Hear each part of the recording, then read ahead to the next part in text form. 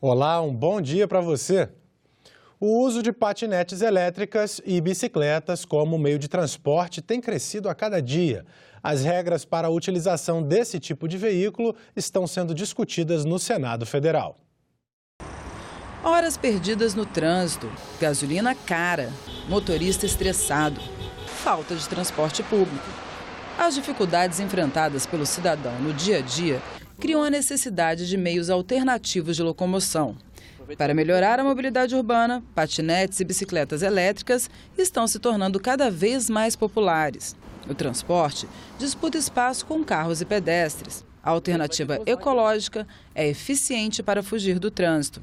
E foi pensando nisso que Felipe resolveu aderir ao uso do patinete. O rapaz conta que conheceu o meio de transporte na Europa. E assim que soube que chegou ao Brasil, não pensou duas vezes. Eu gosto de utilizar o patinete para sair um pouco do trânsito. Também a questão de economia, né? A gasolina está muito cara, a gente utiliza outros meios de transporte para poder fugir tanto do trânsito quanto do dinheiro que a gente gasta aí no dia a dia. Em algumas cidades já é possível ver as bicicletas e patinetes espalhadas por diferentes espaços. O meio de transporte fica em lugares estratégicos para ajudar o cidadão a se locomover. Para alugar, é preciso baixar um aplicativo, cadastrar um cartão de crédito e pronto. Em minutos, você tem uma maneira alternativa de transporte. Não é difícil, qualquer um pode utilizar, é bem tranquilo, tem as instruções no aplicativo, no próprio patinete ele te dá as instruções, então é bem fácil utilizar. Mas a regulamentação específica para esses veículos ainda é pouco conhecida por usuários. E o resultado são irregularidades nas ciclovias e reclamações de outros ciclistas. A minuta de um projeto de lei em elaboração pelo senador Assir Gurgax demonstra que a legislação não atende todos os critérios para o uso desses veículos. O texto apresentado pelo parlamentar foi tema de debate da Subcomissão de Mobilidade Urbana. Nós formatamos pelo menos um eixo e depois cada município faz as suas adaptações. Mas o eixo principal, eu entendo que é uma obrigação do Congresso Nacional e é nesse sentido que nós estamos trabalhando. O projeto aponta um crescente número de acidentes. Gurgax sinaliza que já existem registros de atropelamentos de usuários que circulavam pelas vias e conflitos no compartilhamento das calçadas com os pedestres. A velocidade das bicicletas e patinetes e o limite das vias também é motivo de preocupação. E numa via de 40 por hora, os veículos estão numa velocidade baixa também, então existe muito menos conflito, tá? Mas o patinete é no máximo 20 km por hora, mesmo numa via de 40. Outra justificativa do projeto de lei é o aumento do uso do transporte. O texto também destaca que a população de mais de uma dezena de cidades brasileiras utiliza patinetes elétricos. Segundo dados do Ministério do Desenvolvimento, Indústria e Comércio Exterior, em 2017, o Brasil importou 2.165 bicicletas elétricas. Em 2018, o número quintuplicou. Foram 13.203 e-bikes. Pesquisa da organização Aliança Bike mostra que no Brasil, 20% das lojas já comercializam bicicletas elétricas. Os 78% que ainda não disponibilizam a venda afirmam que querem ter o produto nos próximos anos. As regras, ainda em discussão na minuta do projeto de lei, proíbem a circulação de patinetes nas faixas de rolamento de toda e qualquer via aberta ao tráfego de veículos, mas permite o uso do transporte nas ciclovias e ciclofaixas com velocidade até 20 km por hora. O uso do capacete também será exigido. Outros itens também foram questionados pelos participantes da audiência pública. Nomenclatura a ser utilizada nesse tipo de transporte, a idade exigida, multas e documentos necessários.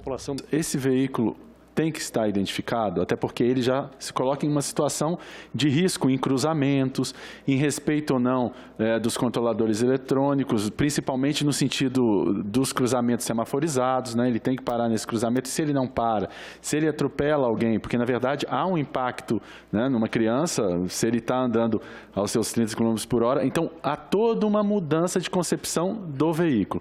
Nós sabemos que a sensação de impunidade, né, é a pior, é o que a gente tem que evitar, né? A sensação de impunidade leva o descumprimento das normas e leva os acidentes. Então, a gente tem que pensar também em como estabelecer penalidades para o usuário, né? A minuta do projeto continua em discussão no Senado. Mas, no que depender do Felipe, lembra dele, lá do início da matéria, a regulamentação e expansão desse meio de transporte tem que acontecer logo para beneficiar a população. O patinete e a bicicleta é um transporte que chega para ficar, por ser um transporte fácil de você utilizar e para você não precisar desse trânsito todo que a gente tem aqui na cidade. Então, sair do carro e utilizar a bicicleta e o patinete como meio de transporte alternativo.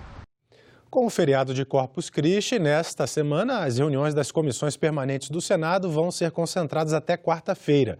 E quem vai trazer os detalhes das atividades é o repórter da Rádio Senado, Bruno Lourenço. Bom dia, Bruno. Bom dia, Tiago.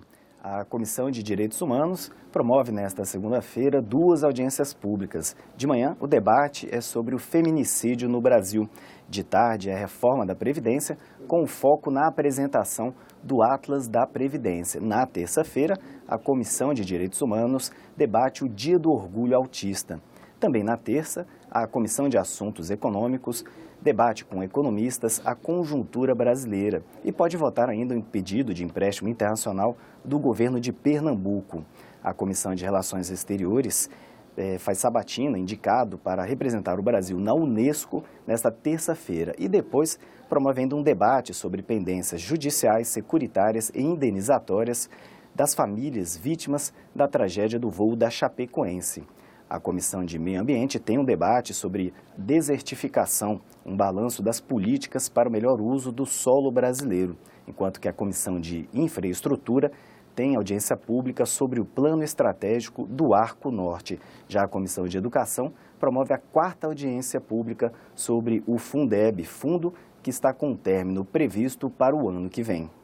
Agora, Bruno, a Comissão de Constituição e Justiça, além da tradicional reunião das quartas-feiras, se reúne também esta semana na terça-feira. Por quê? Na quarta-feira, o ministro da Justiça, Sérgio Moro, vem explicar aos senadores as conversas que foram divulgadas, conversas que ele teve enquanto juiz da Lava Jato com os procuradores. E por isso, a Comissão de Constituição e Justiça promove na terça-feira a sua reunião deliberativa. E entre as propostas que podem ser votadas, destaco a que cria no Código Penal a contravenção de molestar, perseguir ou assediar alguém de maneira continuada ou episódica nas redes sociais e também no telefone.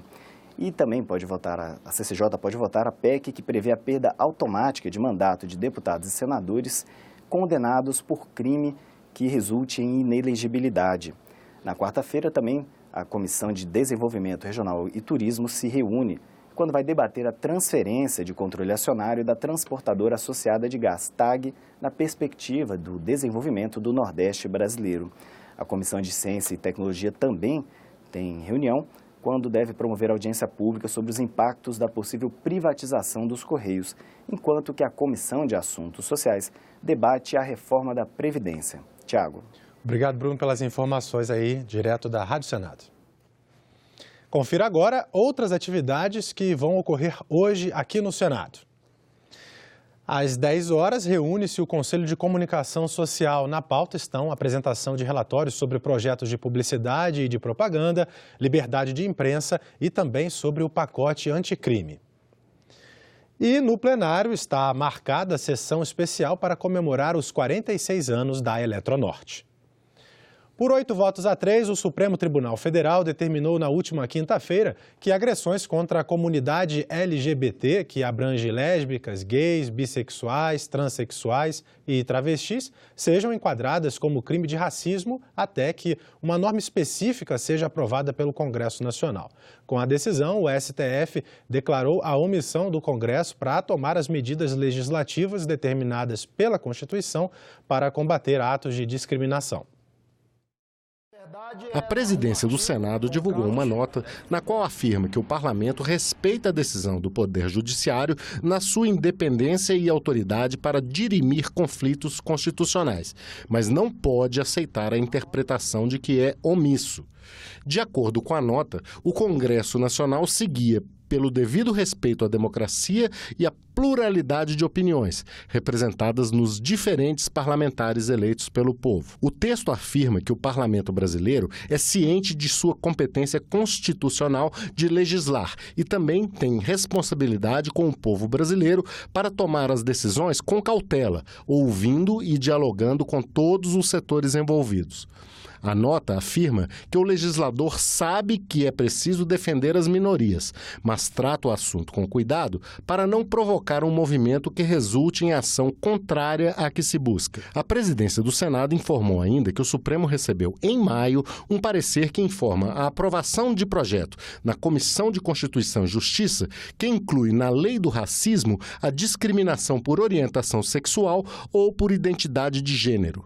Também foi comunicada a aprovação, pela mesma comissão, de outro projeto que inclui indivíduos transgêneros identificados com o sexo feminino na rede de proteção da Lei Maria da Penha. No início do ano, o presidente Bolsonaro flexibilizou a posse de armas. Depois, em maio, assinou o decreto que aumenta o acesso ao porte por diversas categorias da sociedade. A polêmica quanto ao efeito dessas medidas sobre os índices de violência ainda não acabou. Ela divide os brasileiros e também os políticos. E nessa semana, o Senado deve examinar se mantém ou não o decreto do presidente sobre o porte de armas. A Comissão de Constituição e Justiça já se pronunciou e quer a derrubada da proposta. Eu sempre disse nas minhas andanças pelo Brasil ao longo dos últimos 4 anos, isso é pessoal meu, que a segurança pública começa dentro de casa.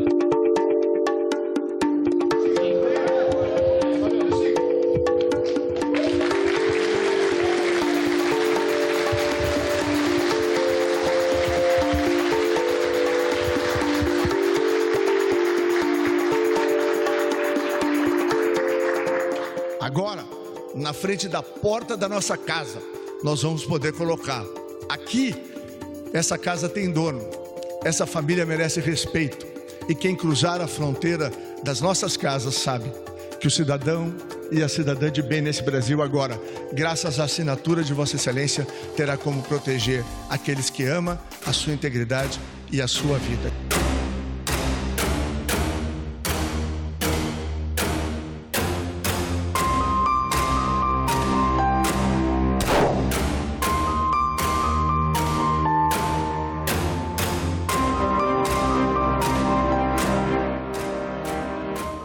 Não pode, hierarquicamente, um decreto se sobrepor uma lei ordinária. Se ele quisesse alterar o Estatuto do Desarmamento, ele teria que mandar fazer uma proposta, seja à Câmara dos Deputados ou ao Senado, de um projeto de lei. É um liberou geral, é a institucionalização de um bang-bang no Brasil. Não é que está sendo liberado armas para todo mundo e vai ser vendido em todos os lugares ou qualquer pessoa pode comprar. Todas as regras anteriores dentro do Estatuto do Desarmamento ainda permanecem. Nisso eu ouvi um disparo, que demorou até eu entender que era um disparo da arma. E eu instantaneamente caí no chão. E naquele momento eu fui atingida por uma bala que recalchutou, que atingiu a minha 5ª e 6ª vértebra da cervical e me ocasionou uma lesão medular, instantânea. Toda vez que eu saio da minha casa, eu tô correndo risco de vida. E não necessariamente um policial vai passar do meu lado, não necessariamente eu vou ter a força policial para me ajudar. Então, se eu for uma pessoa treinada, por que não eu posso ter a arma 24 horas ao meu lado? As armas como uma demonstração, não é certo, do poder, da força, de algo que se denomina virilidade. E eu acho que, nesse momento, me parece que esse está sendo o significado das armas. Em lugar nenhum do mundo, as armas têm a ver, digamos, com a consolidação de algum tipo de segurança ou de paz. É exatamente o contrário. De cada 100 homicídios que acontecem no Brasil, 8 se transformam em ação penal. É muito baixo. As pessoas se sentem desprotegidas e querem acesso à arma. Agora, nós precisamos refletir se nós temos maturidade institucional para isso, né? É como eu falei, precisamos investir na polícia, precisamos de tribunais mais céleres, precisamos de mais prisões. O desarmamento como política nacional de segurança fracassou no Brasil, né? Fracassou em reduzir os homicídios, fracassou em reduzir a criminalidade violenta. Nós não podemos esquecer que em 2005 nós tivemos um referendo onde as pessoas disseram não ao desarmamento, ou seja, disseram sim à possibilidade do cidadão comprar legalmente uma arma de fogo. O referendo ele fazia uma única pergunta: deve ser proibido o comércio de armas de fogo em território nacional? A população disse não, não deve ser proibido. Se a resposta fosse sim, não haveria possibilidade nenhuma de compra de arma de fogo. O ponto que mais nos preocupa é a questão do porte de armas, as pessoas andarem armadas nas ruas. O Estatuto de Desarmamento ele deixa muito claro: o porte de arma de fogo é proibido em território nacional, exceto para, e aí enumera categorias, especialmente da área de segurança pública. Essa arma que o povo está dizendo que vai ser comprada pelo cidadão de bem para se defender é a mesma arma que é viciada, porque ela é vendida, porque ela é roubada, porque perdem e que vai alimentar a criminalidade. A arma do crime no Brasil é uma arma que geralmente teve origem legal. Você reduz o acesso, reduz o custo do cidadão do acesso à arma. Qual é a tendência? Aumentar homicídios, reduzir crimes com patrimônio. É o que aponta as evidências. O que nós, armamentistas, queremos é uma lei, de fato, que revogue o próprio Estatuto de Desarmamento e que dê não só uma amplitude de direitos para os atiradores esportivos, mas também para o cidadão de bem. O fato de eu ter sobrevivido também me despertava uma responsabilidade muito grande de falar. Desde então, eu milito pela preservação do Estatuto de Desarmamento e milito, sobretudo, sobre uma política, né, pela política de controle de armas no nosso país. Nossas estatísticas por homicídio de arma de fogo, crimes violentos, são altíssimos e as soluções baixas. Muitas vezes se dá pela não localização desse criminoso. Só se sabe que foi uma bala que matou. Só se sabe que foi o projeto que tirou aquela vida. Mas não se sabe quem é o autor. Não é retirando do cidadão o seu direito de defesa que você vai beneficiar a segurança pública. Mais armas, mais violência, mais mortes. É isso que a gente quer no Brasil hoje? Os decretos presidenciais que flexibilizam o porte e posse de arma no Brasil foram considerados inconstitucionais pela Comissão de Constituição e Justiça. O senador Marcos Duval, relator da matéria na comissão, é favorável à proposta do presidente Bolsonaro e conversou com a jornalista Renata de Paula sobre o assunto. Olá! A Comissão de Constituição e Justiça do Senado considerou que os decretos do governo que flexibilizam posse e porte de armas são inconstitucionais. Nós vamos conversar sobre o assunto com o senador Marcos Duval, do Cidadania do Espírito Santo, relator da matéria na comissão. Seja bem-vindo, senador. Muito obrigado, é um prazer muito grande estar aqui. Senador, a Comissão de Constituição e Justiça do Senado foi contrária ao seu relatório. Já era previsto. Nós tínhamos já feito um levantamento dos senadores que fazem parte da CCJ e tínhamos claramente ali demonstrado uma derrota. Porque o senhor concorda com os decretos do presidente de flexibilização de armas, né? Na verdade, o decreto ele não está... porque assim, a fala do presidente está levando muita gente à confusão. O que o decreto, resumidamente, fez, ele pegou a normativa da Polícia Federal, que já há 13 anos já seguia aquelas regras que a própria Polícia Federal determinou para a liberação do porte e posse, e o decreto fez o quê? Ele pegou isso e deu luz. E com a fala do presidente, uma fala popular, populista, isso acabou causando a sociedade começou a se movimentar com medo, achando que está liberado, está flexibilizado, mas não é. Você continua tendo os mesmos requisitos como antes para poder ter a posse e porte, que ainda passa pela Polícia Federal, você tem que ter aí a sua comprovação de efetiva necessidade, você não pode ter antecedentes criminais, você tem que ter emprego fixo, endereço fixo, mais de 25 anos, passar pelo teste de tiro, passar pelo teste psicológico, continua a mesma coisa. Então o decreto, ele só foi dado uma luz para ele e deu essa sensação para a sociedade de que está liberado. Nós estamos há 3 meses do decreto e não tem todo mundo usando arma, não existe isso. Muita gente também nem sabia que poderia ter a possibilidade do posse do porte. E o que ele fez, que cabe ao Executivo, está na lei isso, porque nós chamamos uma comissão para estudar, A gente não foi em cima de achismo e de que pode ser assim, vamos em cima do que eu acredito que possa ser. Né? Então a gente foi estudar isso. Até porque se fosse inconstitucional, no meu relatório eu colocaria que seria inconstitucional.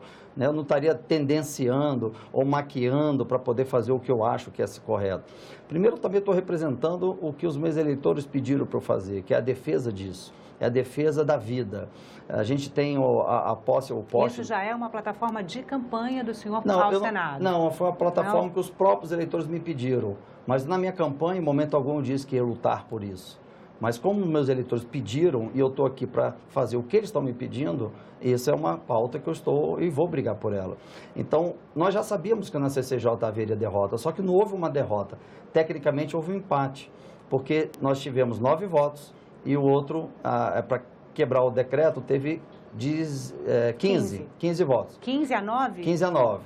Nós estávamos esperando perder de 15 a 2, a 3. Mas o que aconteceu? 3 senadores que são suplentes não puderam ter voto, que foi o Flávio Bolsonaro, o Major Olímpio e o Lazier, né? Então, esses 3 não puderam ter voto. Então, se tivesse voto, nós sairíamos de 9 para 12. E o outro lado cairia de 15 para 12. Então, nós tivemos um empate técnico. Então, para nós, o que vale vai ser aqui no plenário, não na CCJ. Na CCJ, na verdade, para nós, a gente viu como um treino, vamos dizer assim. O senhor tem a expectativa de reverter essa decisão no plenário? Claro. Até porque, como eu disse, o perfil dos que estavam na CCJ já era um perfil contra o decreto.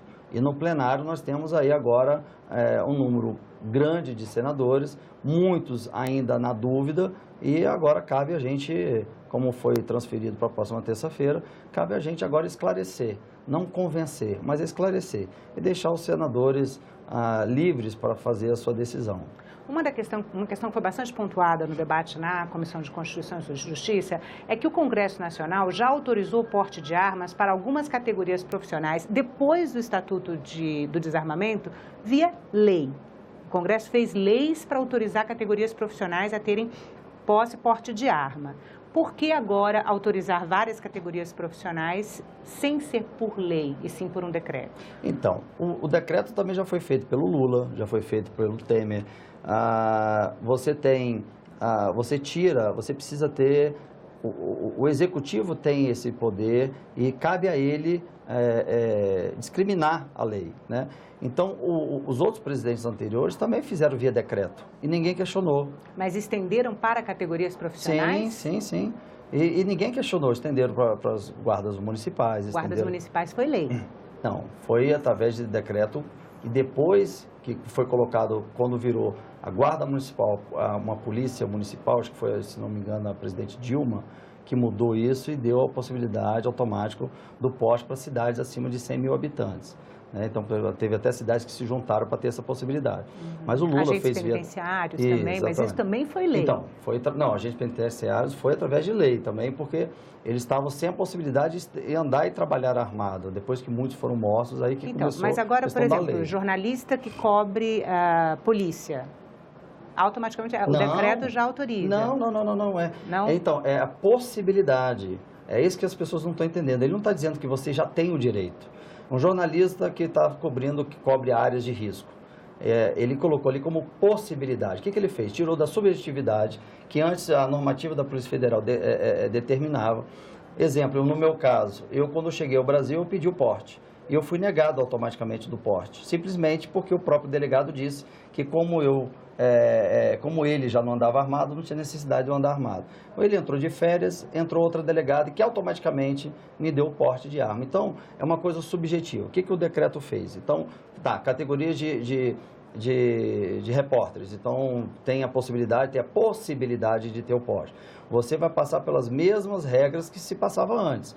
Só que o delegado da Polícia Federal vai ver, ela já está numa categoria de uma profissão pré-determinada, uma profissão de risco.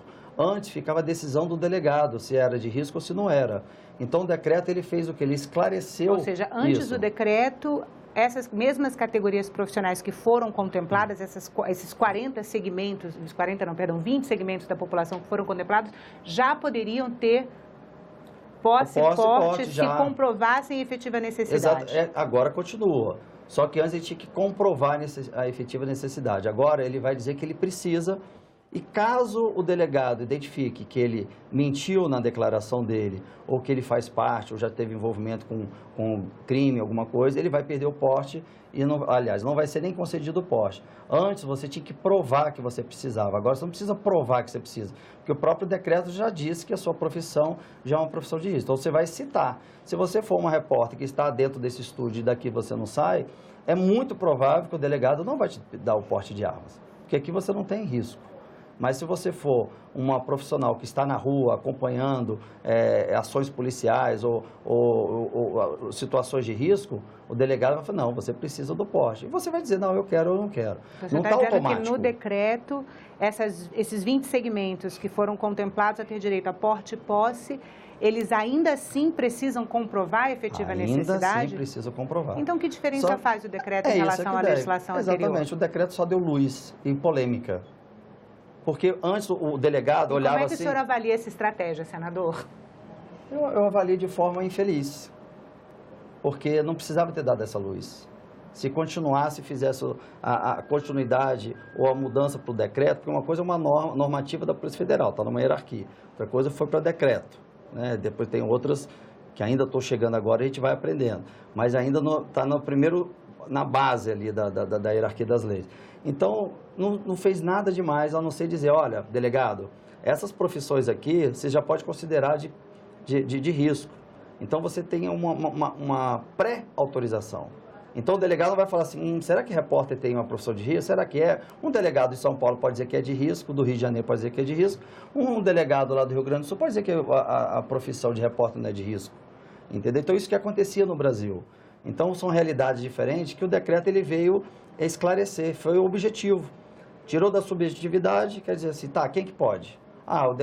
Como eu falei, o delegado do Rio de Janeiro falou, não, o repórter está sempre em risco, vai de colete, vai de capacete para as operações, não, ele tem que ter o porte.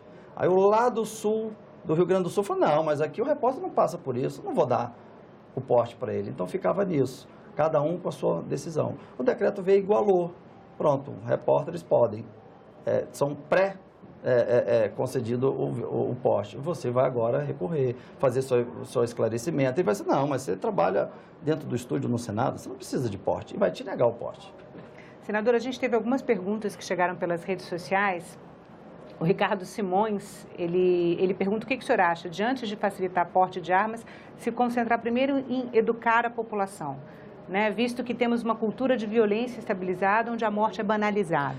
As pessoas estão entendendo errado também. Muito boa pergunta. Quando você fala de facilitar, primeiro não está facilitando. Está deixando objetivo essa questão de quem pode e quem não pode ter.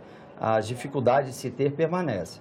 Agora, isso não significa que está resolvida a segurança pública. Pronto, te dei uma arma, está resolvida a segurança pública. Não, ainda precisa investir em educação, precisa investir no projeto anticrime, que a gente tem que endurecer a lei, precisa ter mais vaga em presídio. Que o senhor é relator também. Também, né? Precisa ter, então em todas as áreas precisam continuar seus investimentos, né? Ações sociais, projeto social, então, geração de emprego e renda. Então as pessoas estão confundindo tudo. Não quer dizer que a possibilidade que está me dando agora do delegado falar, poxa, agora o delegado reconhece que a minha profissão é de risco e está me concedendo arma, a segurança pública está resolvida. Porque nenhum lugar do mundo, isso eu posso botar de desafio, qualquer lugar qualquer pessoa que está assistindo, qualquer lugar do planeta, nunca vai existir uma lei de desarmamento que vai tirar a arma do criminoso. Nunca vai existir um criminoso que vai chegar, tá, essa lei, então toma aqui minha arma, eu vou devolver minha arma. Não existe. Criminoso é criminoso em qualquer parte do mundo. Ele sempre vai estar armado. A única pessoa que obedece à lei, que teme a lei, ela sim, a lei vai funcionar. Ela vai devolver a sua arma, porque aquela pessoa segue a lei. Então, se essa pessoa tem o direito de novo de ter a arma dela, as pessoas, mas ela vai passar para os bandidos. Se ela passar para os bandidos, um crime que ele cometer, quem vai ser preso vai ser essa pessoa. Porque a arma, o registro, está tudo em nome dela. É como se alguém pegasse o seu carro e batesse, matasse alguém. Vai levantar, a placa está no seu nome, no seu endereço, é você que vai ser preso. Né? Então, essa questão de, vai facilitar para bandido. Todas as armas que são usadas nos crimes são armas ilegais e vindo a gente fala, fronteira seca. Paraguai, aqueles países que têm liberação de arma. E chega aqui dessa forma. Mas a arma sempre uma vez foi legalizada. Claro, para ela sair da fábrica, ela era legal. Quando passou da fronteira, passou a ser ilegal. Então, não existe outro fator, assim, só para encerrar, provavelmente está avançando no tempo, mas é dizer o seguinte, em nenhum eu pedi ao Ministério da Justiça, pedi também à Polícia Federal, se tivesse algum dado, alguma estatística de que alguém que recebeu posse ou o porte de arma se envolveu em crime. Não existe. É uma estatística quase zero, até se falar, Marco, a gente não tem esse dado. Falei, então por quê? Nunca aconteceu? Deve acontecer raramente isso. Então as pessoas também estão achando assim, pronto, concedeu o porte para o Duval vai sair matando todo mundo, vai brigar no trânsito, vai atirar. Então isso também não acontece. Todo mundo teve a permissão do porte, porque são pessoas que seguem a lei, vão continuar seguindo a lei para sempre. Então vão permanecer cumprindo o seu dever de cidadão aqui no Brasil. Então não vai ter essa sensação de tiroteio em rua, porque isso também é uma falácia, não é verdade. Senador, muito obrigada pela entrevista. A gente conversou com o senador Marcos Duval, do Cidadania do Espírito Santo. E nós ficamos por aqui. Você pode rever as reportagens desta edição na nossa página na internet, senado.leg.br/tv. Muito obrigado pela sua companhia e continue sintonizado aqui na TV Senado.